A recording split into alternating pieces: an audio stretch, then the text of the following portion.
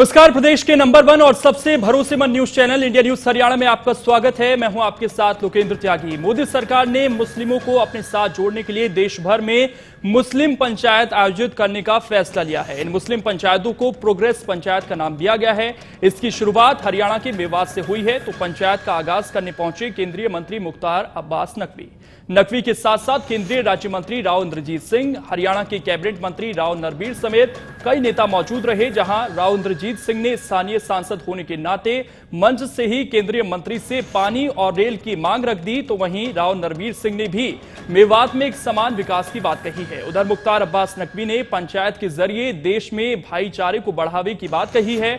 हालांकि पंचायत शुरू होने से पहले मंच की तस्वीरों ने वहां पर फजियत जरूर करवा दी। आयोजकों ने भीड़ इकट्ठा करने के लिए नाच गाने का इंतजाम किया था और नेताओं के पहुंचने से पहले तक मंच पर जमकर ठुमके लगे। अब बड़ा सवाल यह है कि क्या मुस्लिम पंचायत से होगा मुस्लिमों का विकास, और क्या सिर्फ सियासी फायदे के लिए ये मुस्लिम पंचायत हुई है? तो मुस्लिम पंचायत से मेवात को क्या मिलेगा, और मुस्लिम पंचायत में ठुमके आखिरकार क्यों लगे हैं? क्या जरूरत आन पड़ी इन ठुमकों की? इन्हीं अहम सवालों पर आज हम बड़ी बहस करेंगे।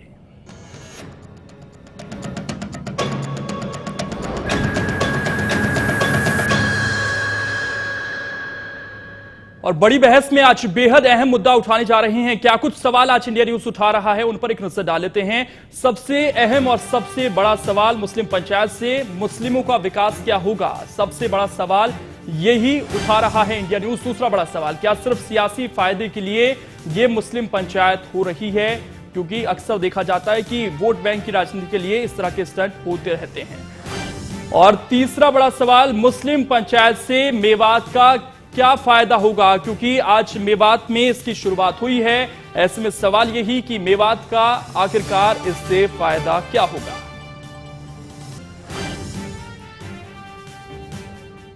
तो मेवात से प्रोग्रेस पंचायत का आगाज हो गया है। इसे लेकर केंद्रीय मंत्री मुख्तार अब्बास नकवी की क्या प्रतिक्रिया रही, जरा सुनिए। देखिए, विकास का एजेंडा हमारे लिए कोई वोट राजनीति का एजेंडा नहीं है। हम बार बार इस बात को कहते हैं कि वोट के सौदे पर विकास का मसौदा हावी हो चुका है, और आज जो है हमें विकास के मसौदे पर ही देश को एकजुट करना होगा, देश को ताकत देनी होगी और देश को मजबूत करना होगा। इस मुल्क के लोगों के सम्मान स्वाभिमान के लिए, इस मुल्क के लोगों की रक्षा के लिए और इस मुल्क की सरहदों की रक्षा के लिए पूरी ताकत के साथ, पूरे तन से, पूरे मन से और पूरी ताकत के साथ 24 घंटे काम करने वाले प्रधानमंत्री। उधर केंद्रीय राज्य मंत्री राव इंद्रजीत सिंह ने मंच से ही मुख्तार अब्बास नकवी के सामने दो मांग रख दी। क्या है वो मांगे, जरा सुनिए। यहां पर कोटला झील के नाम के ऊपर कुछ एरिया को एक्वायर करने की एक मुहिम चली थी। जहां पानी वहां इकट्ठा होता था, उससे सैराब सारे मेवात को करने की एक स्कीम चली थी। उसके अंदर केवल 70 एकड़ को एक्वायर करने की अभी तक बात चली है। ये बात अगर 500 एकड़ के ऊपर होती, 700 एकड़ के ऊपर होती, तो शायद सिर्फ नू ही उससे सैराब नहीं होता उस पानी से, बल्कि सारा मेवात उससे सैराब हो सकता था। निर्णय लिया गया कि रेलगाड़ी मेवात के माध्यम से जाएगी, राजस्थान जाएगी, यूपी जाएगी, दूर से होते हुए जाएगी, और उसका सर्वे भी हो चुका है। आज मैं आपसे निवेदन करना चाहता हूं कि मेरा भी ये ऐलान रह चुका है नकवी साहब कि यहां पर हम रेल दौड़ाएंगे, बच्चों को वहां पर रेल के अंदर बैठाएंगे। अब 3 साल हमारे बकाए, इन 3 साल के अंदर जो सोशली डिजायरेबल प्रोजेक्ट्स हैं, चाहे वो मुनाफा दें या ना दें, लेकिन देश के सभी वर्गों को अगर हम साथ देना चाहते हैं तो भाई इनकी एक ये मुराद हमारे को और आपको मिलकर के पूरी करनी पड़ेगी। यहां पर रेल लाइन हमारे को बिठानी पड़ेगी।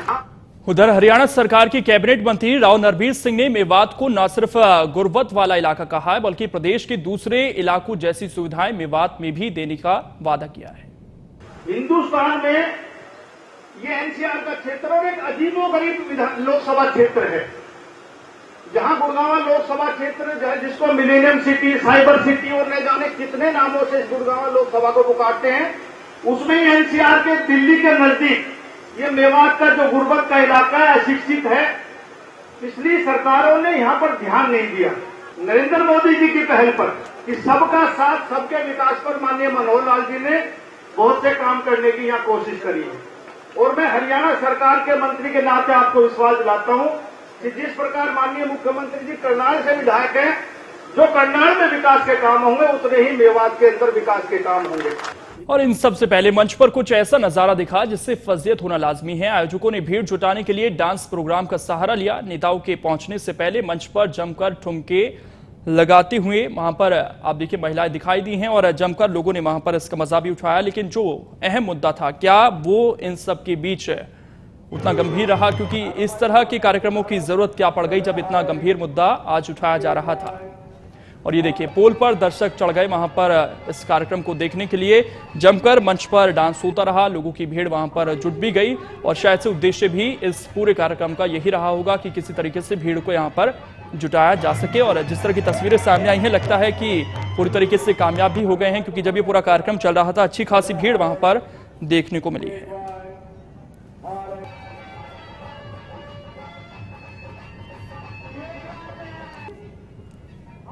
तो ये आपको बता दें कि जब कार्यक्रम शुरू होना था उससे पहले की ये तस्वीरें हैं और वहां पर जमकर ठुमके लगे, भीड़ वहां पर इकट्ठा हो गई और ये देखिए किस तरीके से एक उत्साह अलग ही इस कार्यक्रम को लेकर वहां पर लोगों में देखने को मिला। पोल पर दर्शक चढ़ गए और जमकर इस पूरे कार्यक्रम का मजा वहां पर दर्शकों ने उठाया। लेकिन जो अहम मुद्दा है और जो आज हम उठा भी रहे हैं, उससे क्या कुछ चेंज हो जाएगा, उसी सिनेरियो पर आज हम बातचीत भी करेंगे।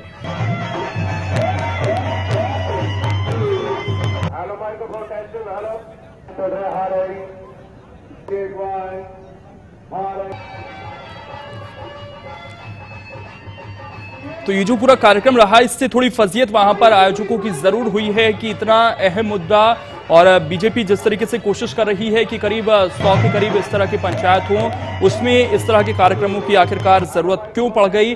जब विकास की यहां पर बातचीत हो रही थी, तमाम अहम मुद्दों की बातचीत हो रही थी, तो फिर क्यों जरूरत आन पड़ी इस तरह के कार्यक्रम की? आयोजकों को ये सवाल भी जरूर पूछा जाएगा और थोड़ी फजीयत वहां पर जरूर उठानी पड़ी है, जिस तरह की तस्वीरें ये निकलकर सामने आई।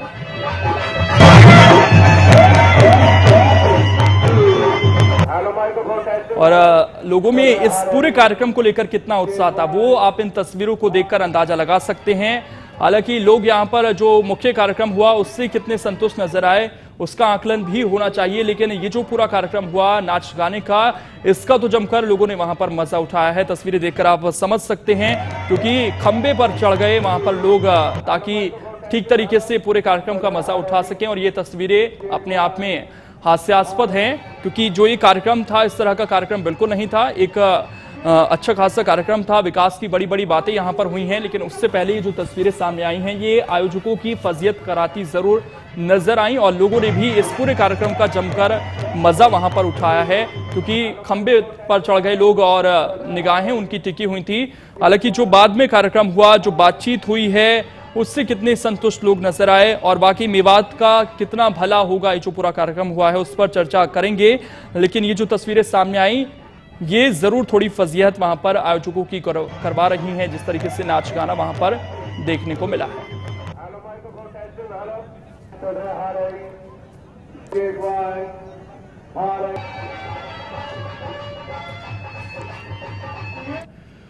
और कुछ खास मेहमान हमारे साथ जुड़ गए हैं इस मुद्दे पर चर्चा करने के लिए। आपका परिचय करा देते हैं। आपको बता दें कि नूह से आफ्ताब अहमद हमारे साथ जुड़े हैं, कांग्रेस के नेता हैं। वहीं गुरुग्राम से अमित नेहरा वरिष्ठ पत्रकार हैं। डॉक्टर इजहार गौरी मुस्लिम मामलों के जानकार हैं। आप तीनों का बहुत बहुत स्वागत है। आपको बता दें कि बीजेपी और इनेलो से भी मेहमान हमारे साथ जुड़ेंगे थोड़े वक्त बाद। अमित नेहरा जी, चर्चा की शुरुआत आपसे ही करना चाहूंगा।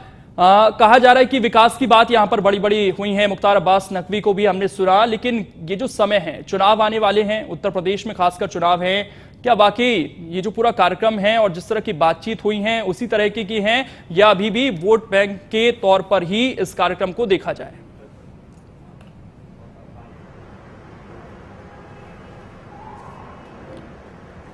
बिल्कुल, देखिए राजनीतिक दाव है तो राजनीति से तो हमें समझना ही पड़ेगा कि माजरा क्या है। अभी 4-5 दिन पहले आपने प्रधानमंत्री नरेंद्र मोदी की एक स्टेटमेंट पढ़ी होगी, अखबारों में, टीवी में भी चलाई थी, कि मुस्लिमों को वोट की मंडी ना समझें राजनीतिज्ञ। तो अब क्या हो रहा है ये बताइएगा। अब तो ये जो 15-16% का एक बड़ा सेगमेंट है, जो अगर एक तरफा हो जाए तो समीकरण बना भी सकता है और बिगाड़ भी सकता है। तो निश्चित तौर पे नजर तो है ही जी। और नहीं तो एक बात बताइए कि आज आजादी को लगभग 70 साल होने को आए, उसके बावजूद एक इतना बड़ा तबका वंचित है जी, महरूम है सुविधाओं से, प्रोग्रेस नहीं हुई है। तो ये एक विडंबना ही है। ये किसी एक पार्टी का दोष नहीं कहूंगा मैं, सभी पार्टियां को बस थोड़े बहुत टाइम के लिए हर एक पार्टी आई, लेकिन किया क्या उन्होंने। और सबसे बड़ी बात यह है, अगर सरकार को, वर्तमान सरकार क्योंकि जवाबदेह है सबसे ज्यादा, क्योंकि विपक्ष है वो तो उसने तो कर लिया जो कुछ करना था, तो प्रोग्रेसिव पंचायत सिर्फ एक वर्ग विशेष के लिए क्यों?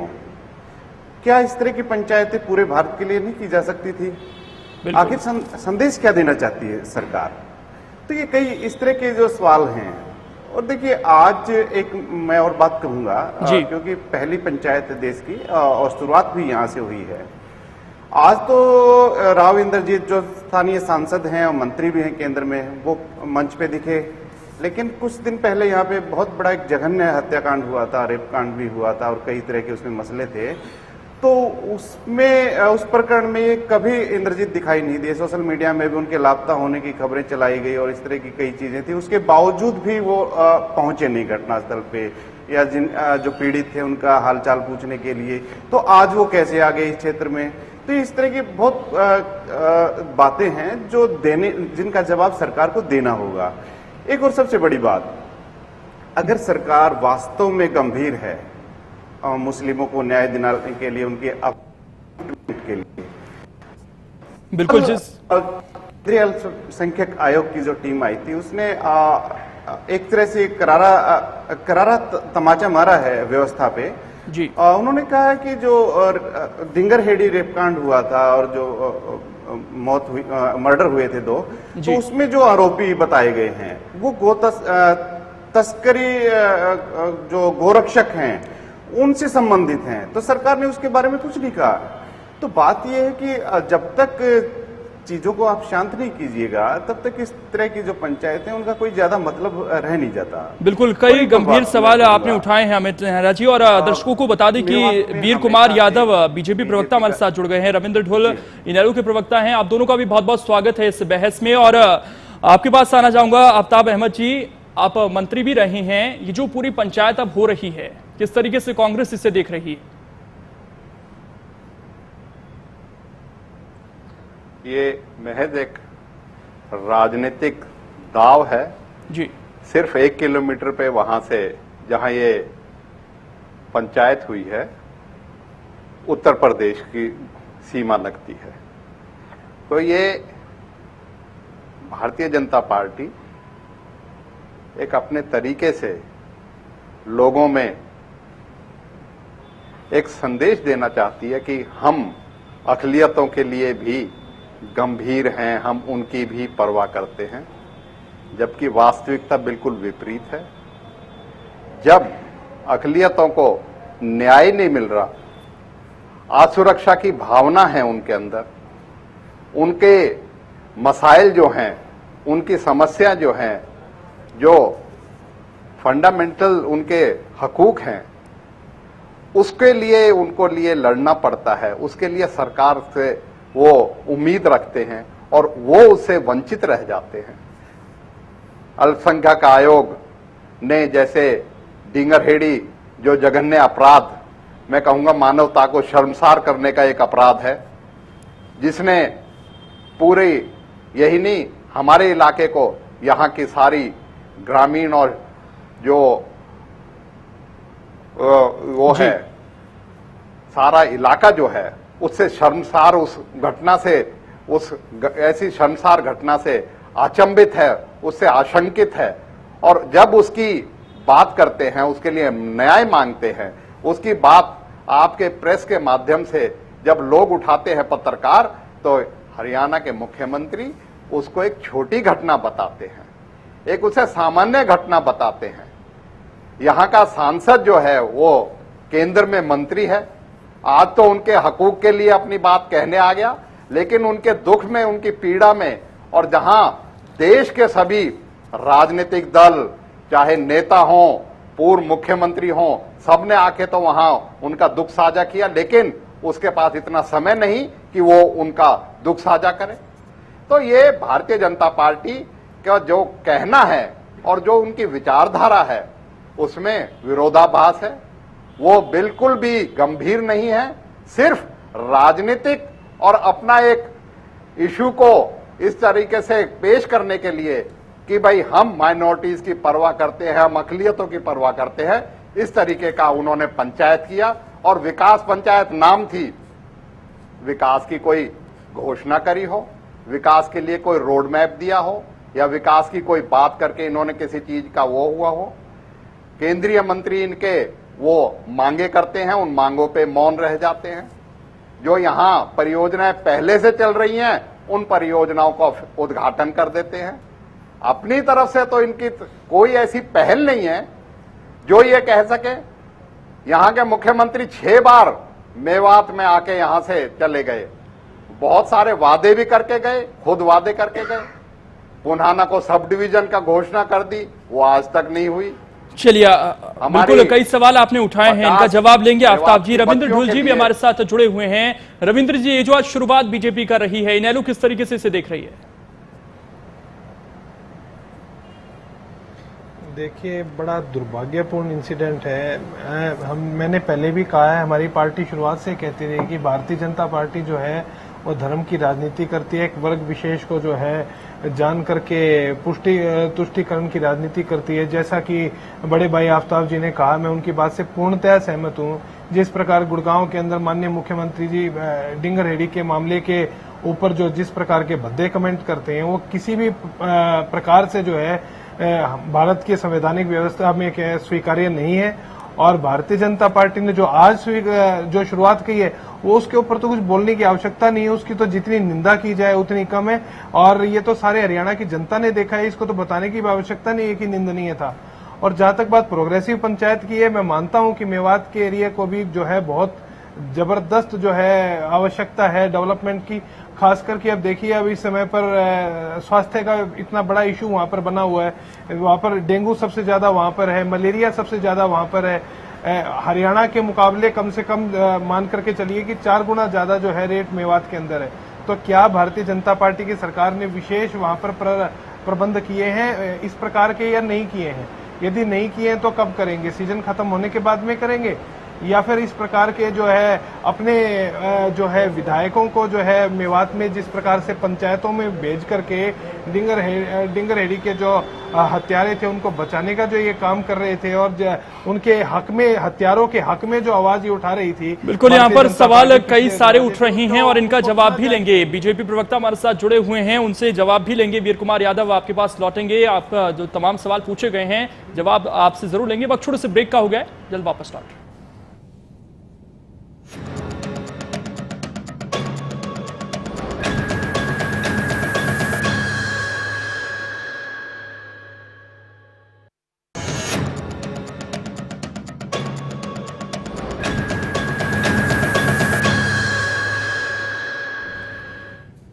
बड़ी बहस में एक बार फिर से आपका स्वागत है। आज बहस का मुद्दा है मेवात में जो आज मुस्लिम पंचायत हुई है, जिसे प्रोग्रेसिव पंचायत का नाम बीजेपी ने दिया है। इसकी क्या कुछ मायने हैं, क्या सिर्फ राजनीति इस पूरे मामले को लेकर हो रही है? इन तमाम मुद्दों पर आज चर्चा कर रहे हैं। एक खास पैनल हमारे साथ लगातार जुड़ा हुआ है। बीजेपी से वीर कुमार यादव, तमाम सवाल ब्रेक से पहले उठाए गए, टाइमिंग को लेकर सवाल उठे हैं, साथ ही सवाल इस चीज को लेकर भी उठे हैं कि जो पार्टी हमेशा सबका साथ सबका विकास की बात करती है, वो एक समुदाय विशेष के लिए अब इस तरह की चीजें क्यों शुरू कर रही है? और साथ ही सबसे बड़ा सवाल यही कि घोषणाएं यहां से कुछ हुई नहीं है ज्यादा, तो इसका कोई मकसद क्या है जो आप प्रोग्रेसिव पंचायत कर रही हैं? देखिए, सबसे पहले तो यही है कि ये सबसे पहले पंचायत क्यों की, इसका आपको भी ध्यान देना, आपने चर्चा भी की है। ये क्षेत्र हरियाणा में जिस प्रकार से सबसे पिछड़ा है जी, पानी की दृष्टि से, स्वास्थ्य की दृष्टि से, शिक्षा की दृष्टि से, यानी मूलभूत सुविधाओं से अगर ये वंचित ये क्षेत्र है जी, और आज भारतीय जनता पार्टी की सरकार ने इस क्षेत्र को भी उन सभी यानी समस्याओं से निदान दिलाने के लिए, उन समस्याओं का समाधान करने के लिए और एक महापंचायत का आयोजन किया, विकास पंचायत का आयोजन किया है। ताकि लोगों के बीच में जाकर उनकी समस्याओं पर चर्चा की जाए, उन सब का एक ब्लूप्रिंट तैयार किया जाए और फिर उनका भी विकास किया जाए। जी। इस क्षेत्र के पिछड़ेपन के लिए कम से कम भारतीय जनता पार्टी सरकार तो दोषी नहीं है। जी। जहाँ ये डिंगर हेडी रेप की बात कर रही है, इस देश की सबसे सर्वोच्च जो यानी कि जो जांच एजेंसी है, वो एजेंसी सीबीआई की जांच कर रही है। इससे बड़ी कोई जांच एजेंसी नहीं है। अगर हम पर आरोप तब लगाते जब हम जांच ना कराते, इसको हम गंभीरता से ना लेते। कोई बहुत ही यानी रेयर घटनाएं होती हैं जिनकी जांच हरियाणा सरकार या कोई भी सरकार वीर कुमार जी कराती है। उस मुद्दे पर लौटेंगे, लेकिन छोटी घटना बताते आज की जो बहस है उसका जवाब आपसे मैं चाह रहा था कि मकसद क्या था, क्योंकि कोई बड़ी घोषणाएं हुई नहीं है। साथ ही आपने कहा कि जो क्षेत्र पिछड़ा हुआ है उसको हम आगे लाना चाहते हैं, तो ये पंचायत मुस्लिमों के लिए थी या कोई क्षेत्र अगर पिछड़ा हुआ है उसके लिए थी? ये भी थोड़ा आप क्लियर कर दे तो बेहतर है। देखिए, हमारे माननीय प्रधानमंत्री ने ओथ जब ली तो उन्होंने एक बात ही स्पष्ट की थी, सबका साथ सबका विकास। और ये जो है केवल यही नहीं है जी, ये हमारे पूरे देश में 100 के करीब पंचायतें होंगी, अलग अलग क्षेत्रों में होंगी। और क्योंकि आपको ध्यान होगा कि माननीय प्रधानमंत्री जी ने अनेक महत्वाकांक्षी योजनाओं की घोषणा की है।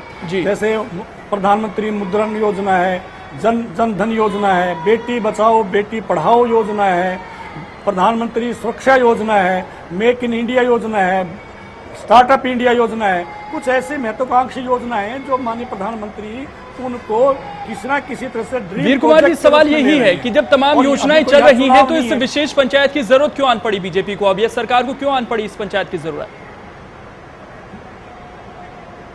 मैं वही कह रहा हूं जी कि जिस प्रकार से दूसरी योजना यानी जो योजनाएं हैं, जो उसी प्रकार से इस समाज को सब सारा समाज साथ चले, सबका समान विकास हो। अब तक जिनकी तरफ से शिक्षा की दृष्टि से सबसे ज्यादा पिछड़ा समाज है, मूलभूत समस्याओं से वंचित समाज है, ये क्षेत्र भी बाकी जो हरियाणा का बाकी क्षेत्र है उसके साथ चले।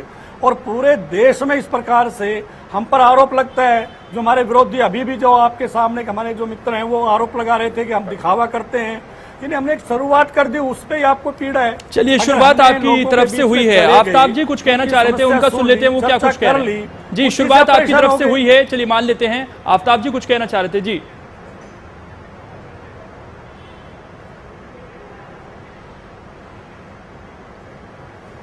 जी आफ्ताब जी, आप कुछ कहना चाह रहे थे।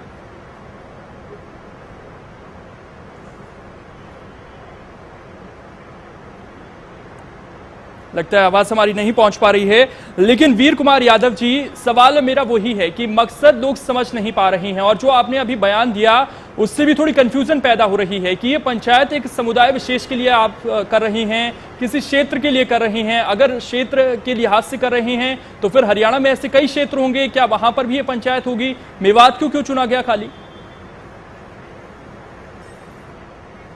देखिए, हमारे केंद्र में अल्पसंख्यक आयोग है, ये जो है माइनॉरिटी कमीशन जो है उनकी तरफ से एक योजना थी कि माइनॉरिटीज को और अपलिफ्ट किया जाए, स्ट्रेंथन किया जाए, उन क्षेत्र में विकास किया जाए।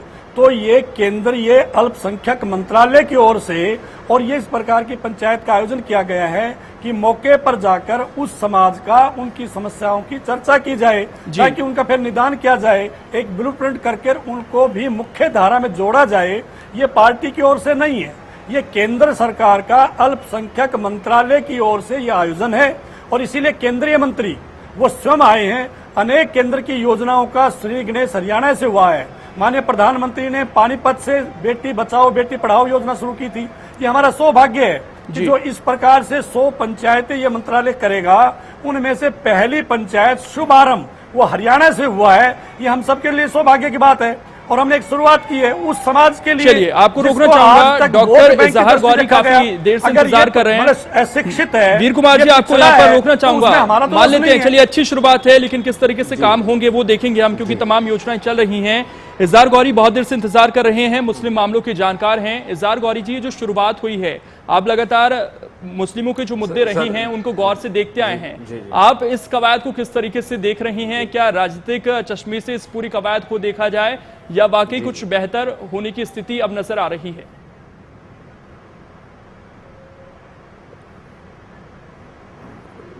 सर मुझे तो ये एक तरीके से राजनीतिक स्टंट लग रहा है कि जो ये सभाएं होती हैं, एक्चुअली पहले आप जगह को डेवलप करो, डेवलप करने के बाद में फिर उस पे सभाएं होनी चाहिए कि वहां कौन सी ऐसी कमियां रह गई जिसको हम सुधार सकें। जहां डेवलपमेंट ही नहीं हुआ वहां आप किस तरीके से उस चीज को सुनेंगे, आप उस चीज को कहेंगे। अब सबसे पहली चीज तो ये देखिए, शिक्षा का स्तर मेवात के अंदर बहुत बुरे हालात हैं शिक्षा के। अब जहां शिक्षा ही नहीं है, जो शिक्षित ही नहीं है पूरी तरीके से, तो उनको आप कैसे ठीक करेंगे, उनको क्या आप समझाएंगे। एक्चुअली क्या है कि अब आप देखिए कि हम शिक्षा के स्तर को किस तरीके से देखते हैं कि 12वीं तक कॉलेज खोल देना, ये हमने बहुत बड़ा अचीवमेंट नहीं ले लिया कि हमने 12वीं तक वहां पे कॉलेजेस कर दिए। आप प्रोफेशनल कॉलेजेस खोलिए, उनके बच्चे पढ़ें, डेवलपमेंट हो, वहां पानी की समस्याओं का समाधान हो, सिंचाई खेतों में लोगों को सुविधाएं मिलें, तो इन सब सारी चीजों पे विचार करना पड़ेगा। फिर उसके बाद जन पंचायतें हों कि उनकी समस्याओं को सुना जाए कि अब आगे आपको क्या समस्या आ रही है, हमने आपको ये सुविधाएं दी हैं, अब इसमें हम क्या डेवलपमेंट कर सकते हैं, किस तरीके से हम उस चीज को सुधार सकते हैं। तो हमारा मुद्दा ये है पहले शिक्षा की तरफ ज्यादा ध्यान दिया जाए जिससे वो एजुकेटेड हों। अब आपने अभी थोड़ी देर पहले दिखाया कि वहां पे पंचायतों में नाच गानों के जो वीडियोस चल रहे हैं, ये तो बेसिकली एक एंटरटेनमेंट हो गया। बिल्कुल, उसका जवाब भी लेंगे इज़हार गौरी जी, और जो आपने बात कही वो भी बेहद अहम है, उसका जवाब भी लेंगे। लेकिन आफ्ताब अहमद इस वक्त हमारे साथ जुड़ गए हैं, कांग्रेस नेता। आफ्ताब जी, सवाल ये उठ रहे हैं कि विकास मेवात का हुआ नहीं है। आपकी सरकार 10 साल हरियाणा में रही, उसी दौरान केंद्र में भी सरकार रही है। अगर उन 10 सालों में मेवात अभी भी पिछड़ा हुआ माना जा रहा है, तो फिर कहीं ना कहीं खामियां तो आपकी तरफ से भी रही हैं, आपकी सरकार की भी रही हैं। मैं आपके माध्यम से आज इस चैनल पे बड़ी जिम्मेदारी के साथ कह सकता हूं जी, 2005 में कांग्रेस की सरकार बनी जी, और चौधरी भूपेंद्र सिंह हुड्डा का पहला फैसला था इस इलाके को जिला बनाने का था जी। और जिला बना के, चाहे वो शिक्षा की बात हो, चाहे पीने के पानी की बात हो, चाहे स्वास्थ्य सेवाओं की बात हो, चाहे इंफ्रास्ट्रक्चर की बात हो, चाहे किसी भी क्षेत्र में हम अगर उसको कह सके तो ये कह सकते हैं 5,000 करोड़ रुपए की इन्वेस्टमेंट केंद्र सरकार और राज्य सरकार ने इस इलाके को विकसित करने के लिए और इस इलाके को आगे बढ़ाने के लिए उसमें करी। और शिक्षा के क्षेत्र में जहां ये बात कह रहे हैं, वहां हम बड़ी जिम्मेदारी से कह सकते हैं देश में पहला एक मेवात का एजुकेशन कैडर डिस्ट्रिक्ट लेवल पे बनाया गया था, जिसे आज की सरकार ने बड़ी आसानी से उसको निरस्त कर दिया है। तो मैं ये कह सकता हूं कि जहां तक आप पैरामीटर्स, किसी भी पैरामीटर्स पे आप देख सकते हैं, पिछले 10 वर्षों में जो विकास मेवात में हुआ, पिछले 2 सालों में। चलिए आफ्ताब जी, कितना काम हुआ है? इज़हार गौरी हमारे साथ जुड़े हुए हैं, लगातार इन मुद्दों पर उनकी नजर बनी रहती है, उनसे जान लेते हैं, क्योंकि उन्होंने बेहद गंभीर मुद्दा थोड़ी देर पहले उठाया था कि वहां पर शिक्षा जैसी कोई मूलभूत सुविधा नहीं है, पीने का पानी नहीं है। इज़हार गौरी जी, जो बात कांग्रेस नेता कह रहे हैं कि 10 साल में हमने काफी विकास किया है, 5,000 करोड़ वहां पर खर्च कर दिए, जिला बना दिया, क्या स्थिति वहां पर सुधरी थी इस दौरान?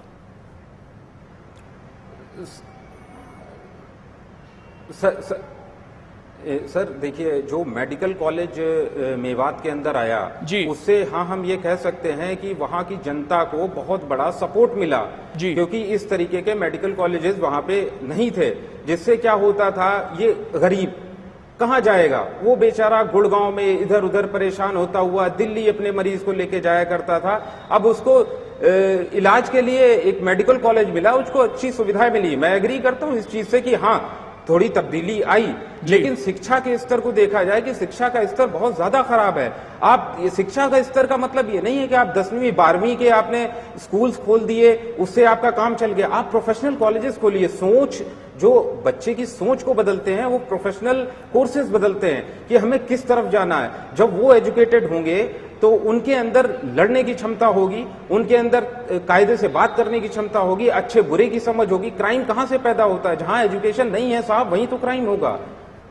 जी, रविंद्र ढूल जी, मेरे कहने का मतलब यह है कि शिक्षा के कांग्रेस ने अपने 10 साल के काम गिनाए हैं। कौन नहीं चाहता? जी बिल्कुल, आपको रोकना चाहूंगा। रविंद्र ढूल जी हमारे साथ जुड़े हुए हैं। 10 साल के काम कांग्रेस ने अपने गिना दिए और अब बीजेपी कह रही है कि हम काम करेंगे, 2 साल में किए भी हैं, ये भी कहना है।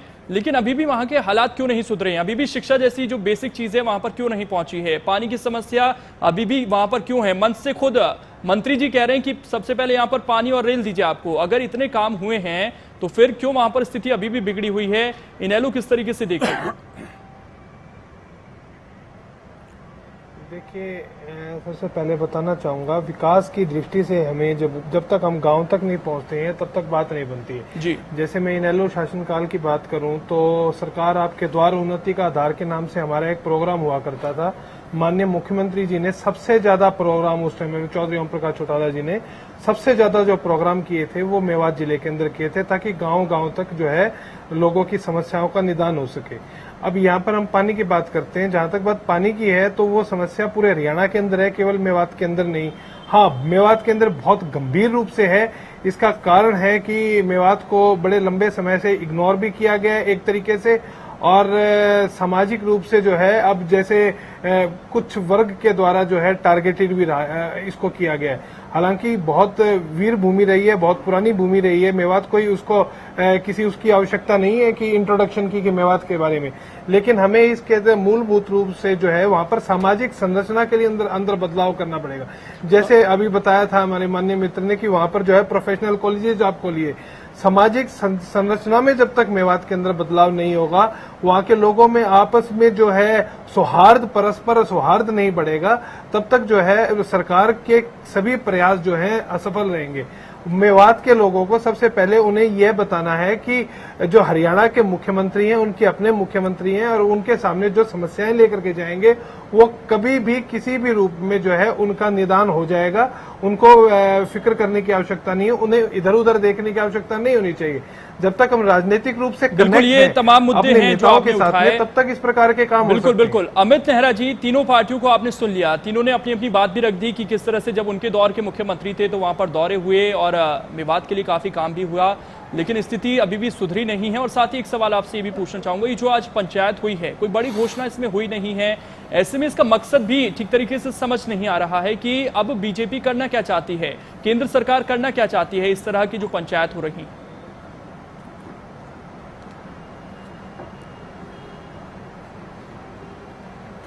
लोकेंद्र, मैं सबसे पहले तो एक स्पष्ट करना चाहूंगा कि मेवात को जिला कांग्रेस ने नहीं बनाया था, मेवात को जिला इनेलो ने बनाया था। चौधरी ओम प्रकाश चौटाला सीएम थे, मेरे ख्याल से 2003 या 4 की बात है, तो सत्यमेवपुरम नाम से जिला बना था ये जी। तो ये बात तो ठीक नहीं है कि कांग्रेस ने जिला बनाया मेवात को, जिला इनेलो ने बनाया था। और रही बात, देखिए कुछ और भी कल्याणकारी कार्य शुरू किए गए थे इनेलो द्वारा। एक अलाफिया हॉस्पिटल है, आलीशान हॉस्पिटल बनाया गया था उस दौरान जी। लेकिन क्या है कि दुर्भाग्य की बात ये रही कि वहां पे डॉक्टर या स्टाफ नहीं टिक सका ज्यादा, तो वो एक दुर्भाग्य की बात रही। तो हालांकि काम तो हर गवर्नमेंट ने किए हैं थोड़े बहुत, लेकिन आपने जो बात पूछी है लोकेंद्र कि इस पंचायत की जरूरत क्या थी, देखिए मेवात में कांग्रेस का भी ठीक ठाक रहा है प्रभुत्व तो अपना, इनेलो का भी ठीक ठाक रहा है, लेकिन भाजपा जो है वो अपना कभी गढ़ नहीं बना पाई। और देखिए जब एनडीए की गवर्नमेंट थी, पिछली बार की बात कर रहा हूँ, जो 1999 से 2004 का जो टेन्योर था, तो वहां पे एक बार एक नेता शामिल किया गया था, औरंगजेब शायद नाम था उनका, तो उनको ज्वाइन कराने के लिए उस समय के गृह मंत्री जी और लालकृष्ण आडवाणी के बाद उनका नाम होता था, लालकृष्ण आडवाणी खुद ज्वाइन करवाने मेवात आए थे। लेकिन आज देखिए क्या है, का कहीं नाम नहीं है। क्या है कि इतने साल पुराना नेता कहीं ना कहीं जरूर खड़ा दिखाई मिलता है। इसमें हुआ क्या कि बीजेपी ने कभी सिंसियर रूप से लिया नहीं मेवात को जी। अच्छा, उसके बाद तात्कालिक जरूरत क्यों पड़ी उस पे आते हैं कि सबसे पहले पंचायत लगाने की जरूरत क्या थी यहाँ पे। देखिए ईद से कुछ दिन पहले यहाँ पे छापेमारी की गई थी, जो विक्रेता हैं बिरयानी बेचते हैं जी उन पे, और उनके जो सैंपल हैं उठा के वो फोरेंसिक लेबोरेटरी में भेजे गए थे। तो पहले बयान आया उधर से कि इनमें गौमांस पाया गया, फिर बयान आया कि नहीं पाया गया, तो उससे क्या था, एक भय का वातावरण बन गया पूरे मेवात में। मैं तो ये कहता हूं कि सरकार को अगर छापेमारी करनी थी तो मेवात के हर घर में छापेमारी करनी थी, और ये चेक करना था कि वहां पे राशन पानी है या नहीं, वो गरीब जो है वो अपना जीवन यापन कर सकते हैं या नहीं, तो स्वागत होता है इस कदम का। लेकिन ये चेक करना कि वो क्या मिला रहे हैं क्या नहीं मिला रहे हैं, टारगेट करना, तो उससे क्या है कि एक भय की लहर दौड़ गई। तो उसको पेसिफाई करने के लिए मुझे लगता है कि बीजेपी को यहाँ पे अपनी ये जो पहली बीजेपी तो नहीं कह सकते, सरकार है, क्योंकि बिल्कुल पिछले दिनों ये मुद्दा काफी गरमाया भी था, और जिस चीज का जिक्र आपने किया कि यहाँ पर अपनी स्थिति को मजबूत करने की कोशिश बीजेपी कर रही है, वो भी एक अहम मुद्दा हो सकता है। बहुत देर से हम देख रहे हैं कि कांग्रेस के आफ्ताब अहमद कुछ कहने की कोशिश कर रहे हैं। सर, छोटे से ब्रेक लिए यहाँ पर रुकेंगे, आपके पास लौटेंगे, क्योंकि एक जो जिले बनाने का आपने जो आंकड़ा दिया था उसको भी क्वेश्चन मार्क किया गया है, उस पर भी आपसे जवाब लेंगे। लेकिन छोटे से ब्रेक लिए रुक रहे हैं, जल्द वापस लौट रहे हैं।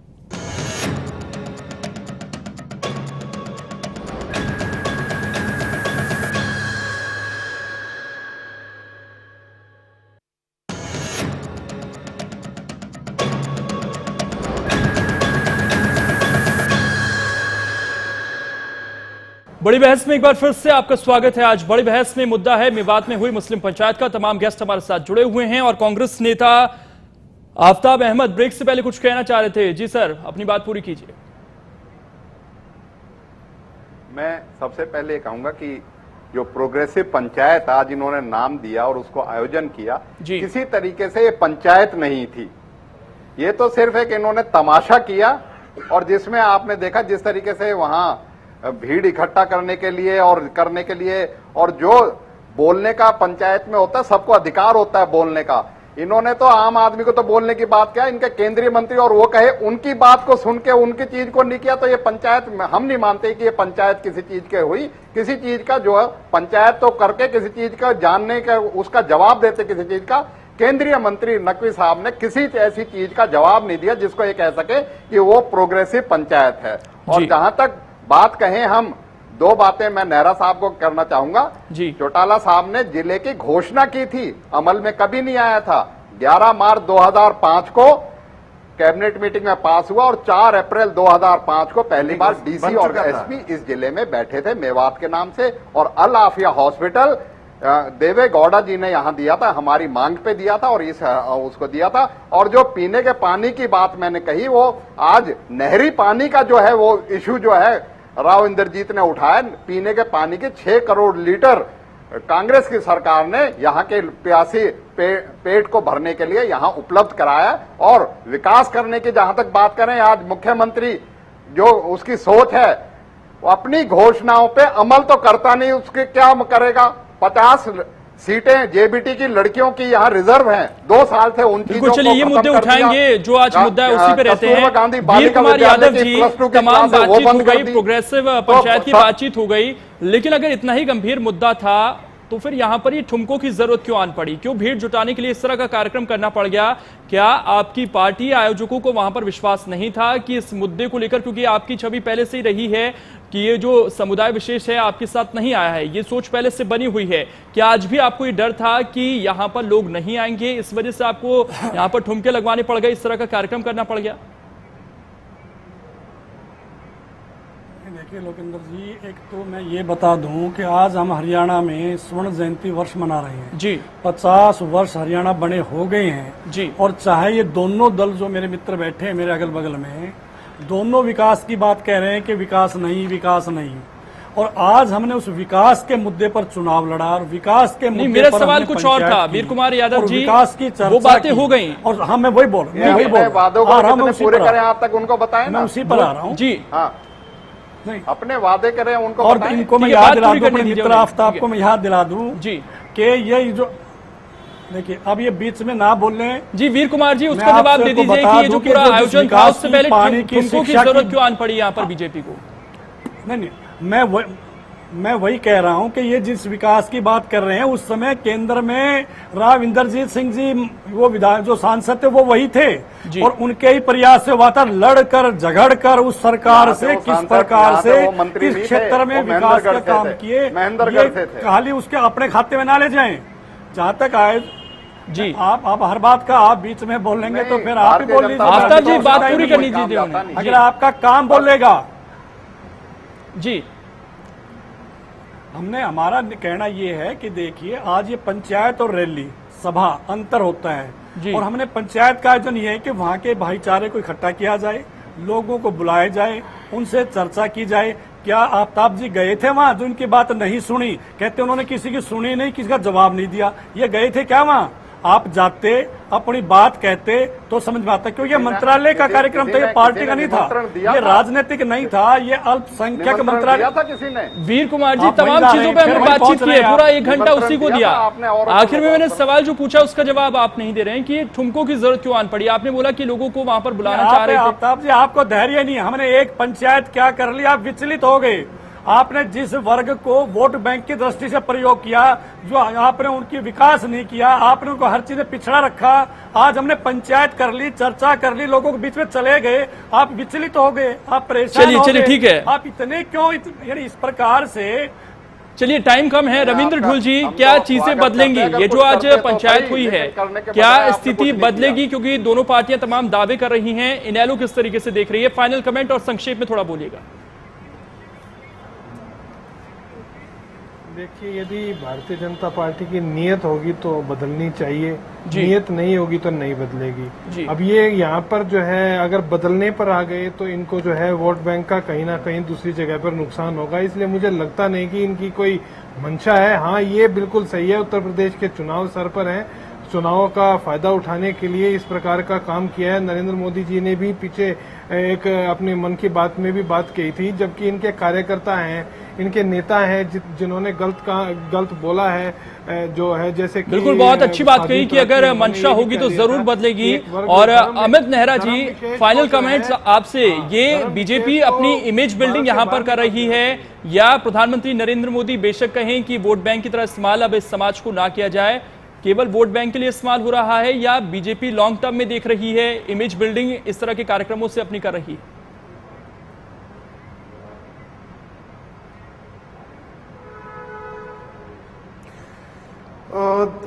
देखिए, मैं तो ये कहूंगा कि दोनों ही काम हो रहे हैं जी। हालांकि मंशा तो साफ है कि कुछ ना कुछ विकास हो, लेकिन विकास के साथ साथ अगर थोड़ी बहुत राजनीति हो तो क्या बुरा है इसमें, सीधी सी बात है ये। और दूसरी बात, देखिए मैं फिर वही बात कहूंगा, आफ्ताब अहमद मेरी बात को दूसरी तरफ से ले रहे हैं।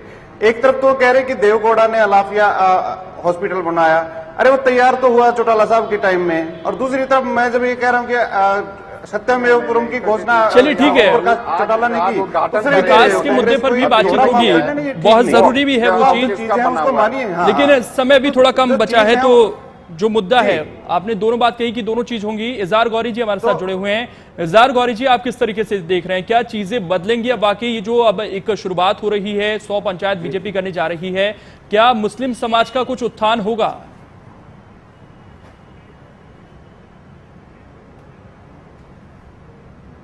सर देखिए, मेरा कहना ये है कि मैं किसी राजनीतिक पार्टी से नहीं हूँ, और मैं ये कहना चाहता हूँ आपके इस मंच के माध्यम से कि आप लड़ाई झगड़ा, ये कहना कि आपकी पार्टी ने क्या किया, आपकी पार्टी ने क्या किया, कहीं हम आपस में लड़ के अपने मेवात को अधूरा न छोड़ दें।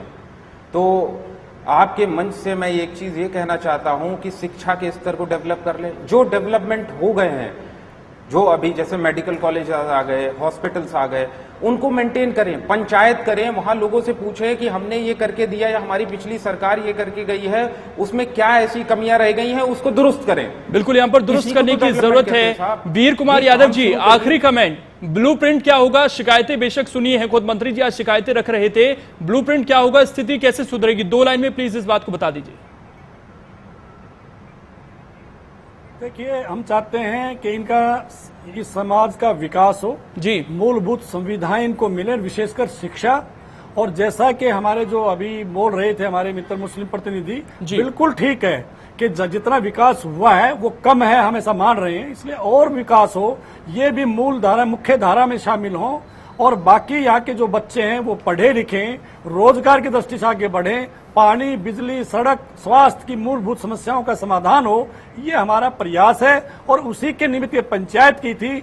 और जब कभी भी अवसर मिलेगा तो हम सब चलिए, आप कह रहे हैं तो मान लेते हैं कि राजनीतिक चश्मे से इन तमाम चीजों को ना देखा जाए और हम उम्मीद यही करते हैं कि मेवात का विकास होगा।